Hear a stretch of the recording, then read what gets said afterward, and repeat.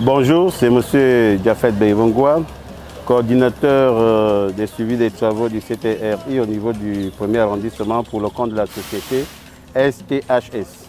Il y a un mois que ce chantier qui est juste derrière moi a démarré, mais il faut dire que la société STHS a eu la chance d'obtenir 30 km de route, de voirie en béton dans l'ensemble du Grand Libreville et notamment dans Libreville, surtout au premier arrondissement, au 6e arrondissement et notamment à Bambouchine.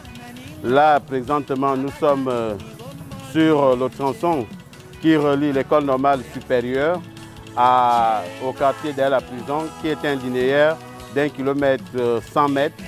Mais nous sommes dans une zone qui nous donne approximativement 10 km.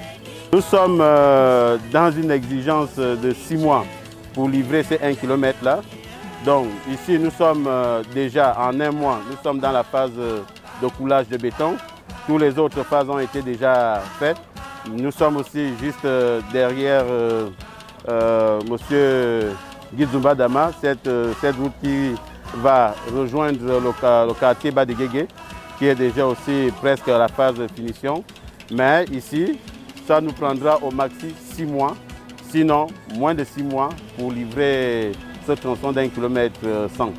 Là, nous ne pouvons pas estimer le pourcentage, mais si on peut le déterminer, nous sommes approximativement à 40% de l'acheminement des travaux sur ce linéaire-là.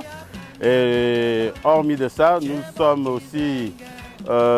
avons eu le plaisir d'embaucher des jeunes de ce quartier, des Gabonais notamment. C'est un chantier qui emploie près de 200 jeunes. Ces 200 jeunes, nous avions approximativement un seul expatrié et tout le reste, ce sont des jeunes Gabonais, notamment des conducteurs de travaux, des chefs de chantier, y compris des maçons comme des simples manœuvres. Bonjour, moi je me prénomme Diogo Ella et je me nomme Louis Fabrice. Je suis le chef de chantier de la zone à la Lango. Donc aujourd'hui c'est la phase du coulage. Comme vous pouvez le constater, nous sommes en train de couler le béton pour la fin d'essai.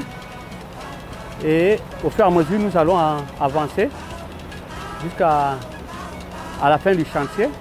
Et par rapport au travail et les conditions, je peux dire que ça va.